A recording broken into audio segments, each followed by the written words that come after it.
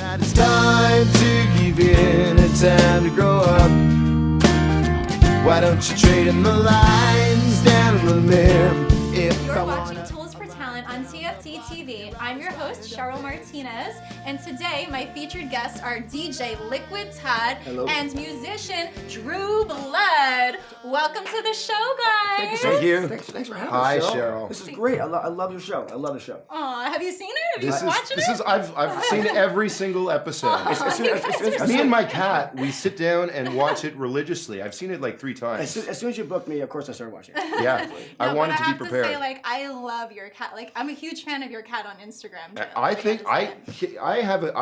think my cat at one point was like some old world movie star. She may have been in one of her like many lives. She may have been like Garbo. Is your cat on Twitter? Yeah, I'm Your telling cat you, needs I'm her own trying. Instagram. I'm trying to make my cat famous. You know, Dead Mouse's cat, Professor Meowingtons, has like more followers than I do. There's a cat named Professor Or Meowington. Mr. Meowingtons or something like that. I'm not aware of He's this. got like 1 million Twitter followers. We could have an entire interview just about Alright. internet Well, hold up cats. though, real quick. Tell the audience just a little bit quick briefing about who you are, you know, where you're from, what you've done, and just, you know. Who are you? This is Liquid Todd. He was a DJ on K-Rock for many years, and then K-Rock started to suck, and then he went to Sirius Radio and became the legendary Liquid Todd on Sirius Radio. Yeah, shout out to Sirius of XM many shows, putting people to bed every night, DJing huge Whoa, parties we're talking around the about- world.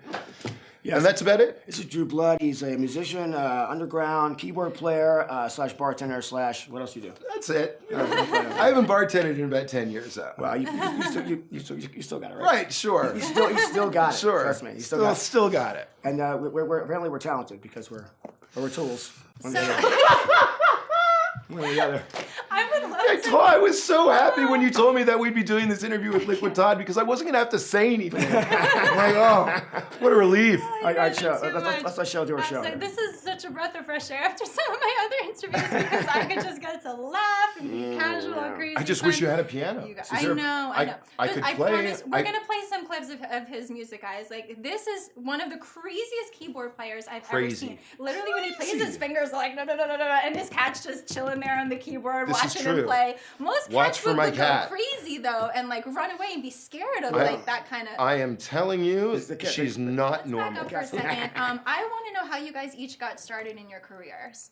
Yeah. I started interning at a radio station in like back before the Stone Age. At what radio station? At WDRE on Long Island. I started answering the phones and I started interning there, and then I got a production internship and I started DJing.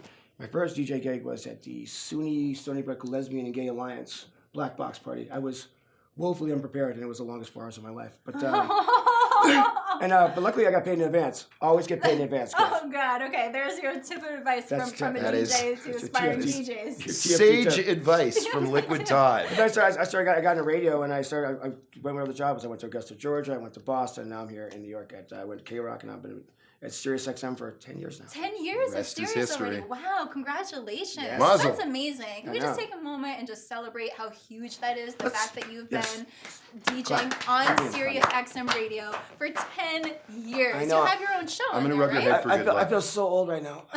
Yeah, I'm on BPM from 6 to 11 Eastern time every weekday, and I What have does a show BPM called stand for? Beats per minute. Beats per minute. gosh. And I have a show called on Tuesday nights, which is tonight, called Beta BPM, which is all new music, and I DJ and I make music and Whose voice can you hear on BPM? oh, if you listen to Beta BPM tonight, there's an ID where this one right here. You're listening to DJ she's like- Liquid Todd on BPM radio. She like nailed it. She walked to my studio. She's like, bam. Yep. She found the microphone, grabbed it. I know. I'm she's like, I'm doing drops for you right oh, now. it's great. It's fantastic. You can do drops for me anytime you want. Cheryl. You're always welcome. I would love to. Makes Anytime me you need. makes me sound good. How about you, Drew? How'd you get started? I'm taking the high road. Oh, I mean, well, okay. So Origin story. Right. Let me see. Late '90s, finished college, signed a small recording contract in Toronto, Canada. Met a girl. She moved to New York. I, with no experience in my life, had to take care of myself, hold a job, anything really that didn't have a piano in it. I stupidly followed her to New York. And then he was in love. And then I just never left. And that was about 19 years ago. Then, that turned into being homeless and one gig and another gig. Then through somehow I met Liquid Todd. And then my life has been nothing but flowers and sunshine ever since. Can I just say real quick though, Drew, you are so talented. When I watch you play, I can't stop staring at your fingers. I don't know how you do it. That's something that can't happen to anyone. You were born with that gift. Thank you. Insanely talented. Thanks, man. How you play, I just don't even, I can't fathom because it's just, and you know what was one of my favorite things about you, Drew, was the day I met you. The day I met you, you were at that holiday party. Yeah, totally. And the way that we bonded over Liquid Tide. This is what happened. We met, and then I was rambling, making no sense, like I always do, and then somehow it was rein him in. I don't remember how we came up in the conversation. I do. You were I was trying to show you something that I had posted on Instagram, and then you had seen, you saw that Liquid Todd was my friend, and then you said oh, you know Liquid Todd, and then I just went off, and then I showed you that insane comment. You like Budweiser? I like Budweiser. I showed you that insane when I released a single about 8 years ago. It was called "I Am a Wild Party." I am a wild party. Off my last record, which was called "Train to the Bottom," available on YouTube. Liquid Todd, I begged Liquid Todd. I begged Liquid Todd, go on iTunes and leave a comment. He left I have to pull it up. No. The comment was please buy this guy's single because he came to my house. He left crumbs all over the floor. He won't leave. He locked the dog out. I wish I could. Oh, somebody starts we can't tell. But I digress. Real musicians, because there's just nobody else like crumbs, guys, sofas, right? dogs getting locked out. Sure. People in the music industry, they're artists, they're creatives, as you can see. We're insane. I'm also Todd's dog they're sitter. Free spirits, and they cannot be controlled, let alone for an interview. We're talented. Yes, you've lost control. You've totally lost control. So talented. But seriously, I'm really happy to have both of you here today because being in the music industry myself, I think that we have that in common, obviously. But I wanted to talk a little bit about the evolution of the music industry because it's changed so much over time, and we've all been in it for so long. Yeah, you're a musician too. You're a singer and. Yeah. What don't you do? You sing, dance. It's a Renaissance woman. I just love being in front of the camera, really, and I love connecting with audiences. So it's just, I would call myself an entertainer if I had to narrow it down, too. Right? But so as far as the music industry, what would you say are some of the hardest things that you've had to experience working in the music industry, and then on the flip side, some of the best? Well, it has changed a lot. For a while there, if you didn't have a record contract, you were just out there humping and trying to get gigs. If you had a band, even if you got a record deal, let's say you got $100,000 deal. Sounds a lot of money, right? Which doesn't exist anymore. You got four people. That's like $25,000 each for a year. Yeah. You need to make your record. Now though, you can connect directly with your audience. You can go right on YouTube or on SoundCloud, whatever. You can connect directly with them. You can build up your audience and you can own your music. But also back in the day, they would take your masters. They would own them. The record label would. So you say it's better now? I think it's better now because you can get your money. The money comes to you directly, and the streaming revenue is actually pretty substantial. If you get a song on on Spotify or SiriusXM or Pandora, that's real money, and it comes So from a financial perspective, it's better now. I think it's better also because I think it's less. Back in the day, they would with our CDs and records, the contracts you would sign were like boxing contracts. They're like this thick, and they're designed to be incomprehensible. Now you can do. It's a lot simpler. People do 360 deals, which is basically all of your revenue for everything, touring, merchandising, and basically you own half. It's like a partnership instead of it being where you're just getting raped by the record industry. And if you talk to some of the old guys, even the Rolling Stones, Billy Joel, whatever, they got totally screwed. But they're doing fine now. Don't worry about them. They're all right. He's gonna be just fine. But a lot of the guys who came up, they got completely taken advantage of, and it doesn't happen as much as it used to. I don't think. I mean, there's not a few things that I could add to that. That's all entirely true. But for me, the real important changes weren't really as the industry shifted. I realized that, you know, I as well have to shift. I mean, like, I can't, you know, there comes a time when you're like, you know, if you're a musician, you're not really second guessing, you know, you realize, you know, like, I may not actually, you know, make a living as the next. You're never going to be a ballerina, dude. You just have to give that dream. You have to give that dream up. But as the world shifted, I had to figure out what to do with this unique skill set I had for, you know, ever. And that was the biggest, most important thing for me. I'm like, all right, what can I do with these skills I have? I've only been doing YouTube, right, or whatever. You know, I've only been doing Drew Blood for so long. Where can I play? What can I do with this song list I have? Who can hire me to, you know? And you have to like surrender to the fact that I'm not going to be the next thing, but that doesn't mean that I can't make a living, and that doesn't mean that I don't have the skills to go out. You just have to, you know, live in that question and be open to the fact that there is a way for you to make a living. You just, you know, you have to find it. So that was the most important thing for me in the way that the industry shifted. So shifting with the times, yeah, I think that's a very, very, very key point right there, because as the music industry keeps changing, if you keep on doing what used to work then, you're not going to make it now. Absolutely. You know, so you need to adapt. You need to always be looking at what's coming next and be able to master that, right? If you want to stay ahead of the game or even in the game, period. And also, let's face it, not everyone is going to make it. I mean, you have a very special dream. And you can work it really hard, but there's only so many lords, there's only so many YouTubes, there's only, you know, you have to. And it's oversaturated now because of how it's changed. So even though you'd say financially it's better now, but there's so much oversaturation it's kind of even harder to get a chunk. It totally, you know, they come part and parcel. If you have a good song, if someone sends me a good song, a good song is always going to be a good song. Exactly. There's no. Doesn't matter what genre it is, doesn't matter what time. If you write a good song, music is good music. Yeah. Okay, so what would you say? Let's say there's a really good song, but they have no social media fan base. They don't have, you know, any way to get their foot in any doors. They don't have any A&R that will listen to them or any record labels that will listen to them. How do they get that good song to be heard? You have to post. You have to that's post part to of what? it. They don't have the social media. But you said all you need is a good song. Okay. Well, what do you do with just the good song if you have nothing else? Well, yeah, you got to get on social media. It's not that hard. It's not that hard. You have to be out Toast there. for talent. Don't take care of it right here. Call Cheryl. Tell him Liquid Todd sent you. She's breaking Jew blood right now. That's right. I mean, you have to do that stuff. You can't be like, you can't sit in your shell and say, okay, wait for someone to knock on your door. People are not going to come and say, hey, here's your record deal. You have to go out and connect with your fans. You have to play. You have to get out. You have to get off your sofa. Get out. You know, get away from your computer and go out and talk to people. You got to be out there, and you got to be. And here's the most important thing. And I don't know about anybody else, but for me, being okay with failing was huge for me. Everyone you ever admired, admired is falling flat on their face. There is so much to be learned from falling on your ass and keeping going. Yeah. I can't emphasize that anymore. I agree with them because, you know, people give up really easy. You know, if your dream is that brittle, you gotta kind of hang in there, and you gotta have a thick skin. Yeah, I mean that's the hardest thing because you're not. We have big egos and everything, but we still, you can pop them with like 1 cent. We're very, very fragile in that way, but you have to keep going. You have to keep going. Oops. Yeah. I can make him cry. I can make him cry like Please, very easily. No, not here. Yeah.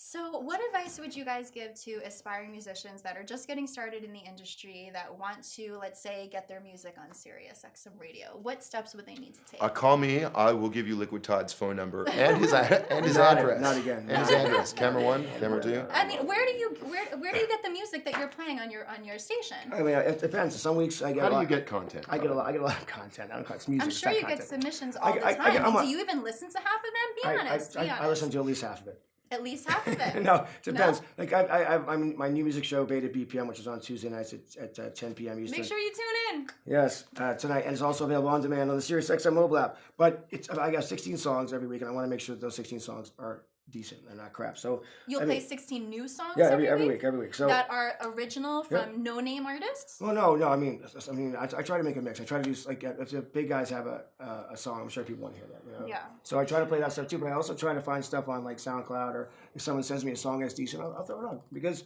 you know, and I mean, that's really nice to hear. It's fantastic because they go. crazy. It's like such a big deal to people when you play their song on the radio. It's huge. They go nuts. I have these videos of people that they're in their car and the camera's going up and down. They're like, yeah. You know, that's something that never changed. It was inspiration you're giving them to keep pursuing their dream because you gave them that 1 minute to hear themselves on the radio. I think that's like the one thing over the years. My favorite thing. That's the one thing over the years that hasn't really dissipated. Even like in the 60s or the 60s and 70s, it was the biggest deal to get like your song on the radio. People still go nuts. It's still there. I mean, and Sirius is kind of bigger than like some of the regular radio stations now. Well, yeah, we're national. We have 32 million subscribers now. What do you think? What do you think is important for people just starting out? What would you tell them? I'd say go to toolsfortalent.com, sign up for free, and you walked into that one, bam. We have all different. It's a lot of honestly, like that's the whole point of the show, though, right? TFT TV is providing tools, tips, and advice for aspiring talent looking to get started in the industry. You know, I can't tell you how many people have come to me asking me for tips and guidance. How can I do this? Oh, I saw you performing here. Can I perform there too? You help them too, right? I mean, I always try to help people out. I think like the bottom line is really, like at the very common denominator, you have to be a little nuts, you have to be super talented, and you got to be driven as hell. And if you're not super talented, we're a little nuts to get into this industry. There's really no way around it. But if you're not super talented, you just have to work. You have to work harder than everybody else. Like that's the thing. Like I'm not like amazingly talented, but I will put in the hours where it takes to get it done. Yeah, that's what you have to do. I mean, if you're not like a naturally talented virtuoso, you just kind of have to really grind away at it. I mean, you just really have to want it. It's work. You know. So I'm curious, Drew, how many hours a day do you spend on your piano? I mean, okay, well, you mean like with the cat or like without the cat? Split into two different guys. Well, they come together. If you're playing the piano, the cat's sitting on the piano, so it's all kind of part of it. I'm really a morning person. Like I need to. Don't listen to anything he says, except for when he's on Sirius and listen to everything he says. I am a total morning person. I need to get up at like 7, 8 o'clock in the morning, and I will play for like 4 or 5 hours. What? Really? Before you do anything else? Before you have breakfast, that's what I do. Get up and play. Well, I mean, I'll have coffee. I'll have a lot of coffee, interspersed with playing. But if I need to shed anything, or I need to learn anything, or I need to like work lyrics or put something together, it'll always happen before noon. Because really? Wow. because at like 1 o'clock, you're the most productive then. Yeah, at 1 o'clock, my brain kind of just like wanders, and then I go. But every day you play. Every day. Every day, absolutely. Wow. I have to. Amazing. I mean, I have to. It's really like one of the only things that validates me. It makes me feel good about myself. See, I have a job, so I can't just like sit around. Right. Well, playing is my job. But your job is. I'm joking. DJing. It is music. Yeah, and I don't get up before noon because what's the point of being a DJ if you have to wake up in the morning? Honestly. Do you remember the time that I stayed? What is the point? Do you remember the time that I had to stay over at your house and you had, I don't know, you had the whole back room set up and you were like, do you remember that you were Maybe I shouldn't. Maybe I shouldn't bring that up. Easy. I had a Drew. We talked about this before the interview. I did. We should have talked about it before the interview. No. I mean, at the studio, my background. Well, I want to know. Let's show. I want to know some of the highlights of your career. What would you say is like the best moment you've had so far in your career that was like the most important to you? For each of you? Well, let me see. What are you most proud of? Well, this was kind of. I mean, like. To be perfectly honest, my most proud moments are more of personal realizations, but a couple career highlights so far. I mean, like was the time there's I got about 8 or 9 years ago, Bill Coyne, who was famous for discovering Kiss and Billy Idol and Billy Squire. He had brought over Billy Idol after Generation X, and he made him famous. He's famous for putting one of the first Kiss tours on his American Express card, and he pretty much invented rock merchandising. I was the last act that he signed before he died.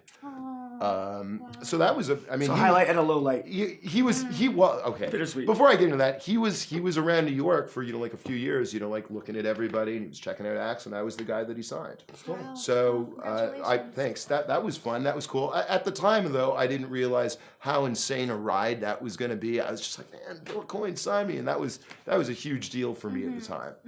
But Cool. you learn as you go. Yeah, nice.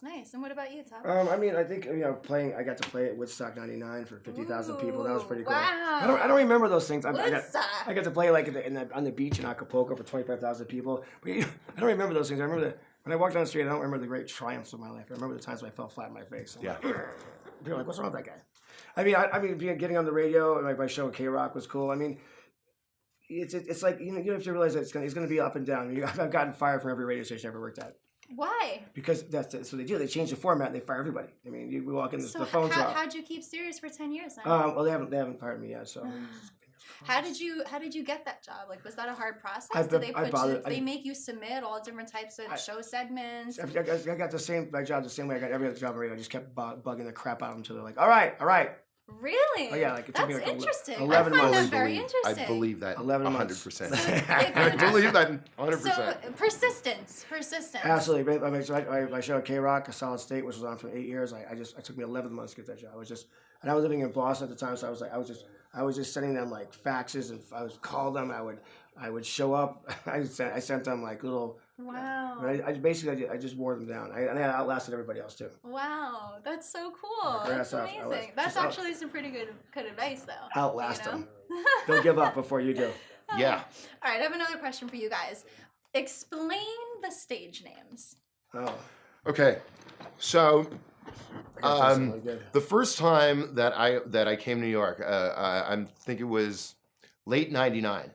And the first band that I got hired to play with was a band called the Niagaras, who were a more or less kind of like popular band downtown. I think I've heard the story. Right. Okay. So the first time that I played with them, I had to show up at a place called the Red Lion, and at the time my style was very. I had black hair, black mascara, a long black trench coat, 3-inch black platforms. I had black. I literally. So, and I turned out as it turns out, I got the gig just because I could play the music. But the lead singer, Robert Whaley, said I looked like a reject from Depeche Mode and started calling me Drew Blood. True story.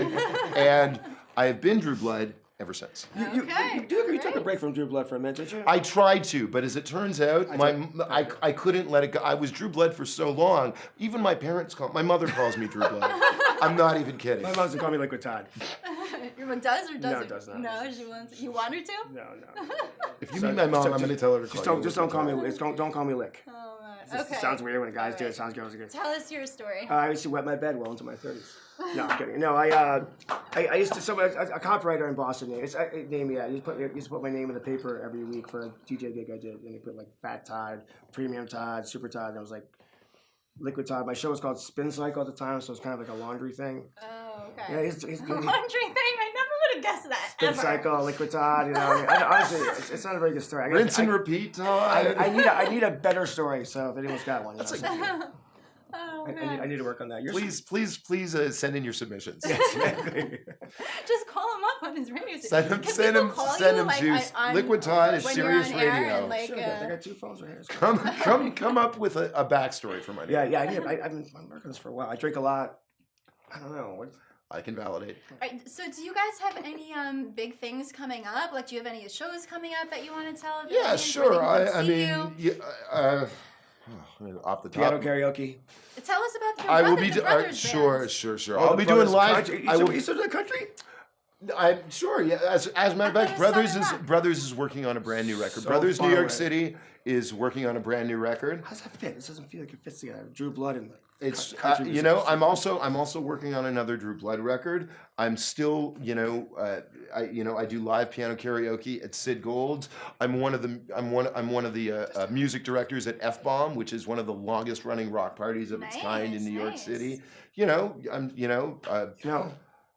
So you perform all the time. All the time, and and the thing is, the way I make money from one month differs from the way I make money, like the next month. So I'm just always hustling gigs, music gigs. You gotta hustle. But that's part of being a music artist, right? It comes part with of it. You just got to be hustling. Yeah. Always be hustling. Hustling. Always be hustling. I don't know if I have any big gigs coming up right now. I think I just did a couple of. I just did Groove Cruise, Miami. Oh, actually considering going on one of those. Yeah, it's, you have to be cruises, kind but of a think- high level of a partier to handle that. It's like a 5 day. I know. I don't know if I can floating, handle like, it. Just, I mean, you might people just like. Yeah, maybe in my 20s I could have. Luckily, it's like a hotel too, so it's like you have your room you go back to if you like, get up. I play in Houston a lot. I mean, I'm on the radio every day. Remind them how can they hear you on Sirius and Sirius when? XM. I'm on channel 51 BPM Monday through Friday from 6 to 11 p.m. Eastern time. And That's a perfect time slot. That's like a key time slot. I'm a fan. Yeah, I know. It's Pacific. That'd be How did you 3 to 8. get such a great time slot? I outlasted the guy. Outlasted. Yeah, It's all true. I'm a DJ. I don't have any money. It's all true. No. I just outlasted the guy. But he was kind of like got a little cocky, and I took him down. Yeah. Does Sirius pay well? As far as you know. No, actually, the thing was, I did the same thing I did when I first started. I did the first thing. I just basically every time they had a gig, a shift open, I took it. That's what I did when I was like in my 20s. I just if that was like 3 hours from now, I'm like, I'll do it. If I was like in the Bahamas, I'm like, I'll do it. And then I made myself. You have to make yourself indispensable. I just think you need a raise. Who can I write? Who should we bother? Should we all go knocking on the Sirius doors together? People want to write in. Stop. Maybe I have to stop sneaking away from work to do TV shows. That might help you get a better raise. But seriously, thank you guys so much for being here. Thanks for having us. You're the best. I want to know if there's any last words of advice, tips, tools for aspiring musicians, aspiring DJs, aspiring, if people have cats and they want their cats to listen to their music. What can they do to make that happen? You have to work hard. You have to really work hard, and not just if you're not super talented, you just have to work harder than everybody else. That's it. Okay. There you go. Actually, that's a really, really good work your ass off. You work your ass off too. Yeah, no. Work your ass off and don't be afraid to fail. I would never say, I'm the best singer or the best dancer or any of this. Because that's never going to get you anywhere anyway. Because I try to be the best entertainer I can be, and I just try to offer something different. You know what? Right? You know what's also really good, which I learned the hard way. Scarves. Well, yeah. Aside from that. Sometimes being the best won't always get you the gig. Sometimes people are looking for someone that can just do what you need them to do and be easy to work with. Yeah, get along. Don't be a pain in the ass. And like half the time, the extent of your talent isn't necessary in the job, but you want to get to the next level, so you just need to be someone that people want to work with. I love that advice. I learned that one the hard way. Thank you guys for taking the time to be here. Yeah. I hope I'm not interrupting your fans trying to to call you right now. Actually, that was my radio. I just came on. Can we do a clap out? No. Oh, we don't clap. We only clap in. We don't clap out. Okay, again, you guys are watching Tools for Talent on TFT TV. I'm your host, Cheryl Martinez, and my fabulous featured guests today are DJ Liquid Todd and Drew Blood. Now we can clap out. Yay! The green, but I don't know where I'll be in a year. I got a place to sleep and keep my clothes, but that ain't enough for you to keep it going when you tell me that it's time to give in or time to grow up. Why don't you trade in the lines down the mirror? If you wanna lie down the block, you're always trying to fix me, but I ain't broken. I am the wild party.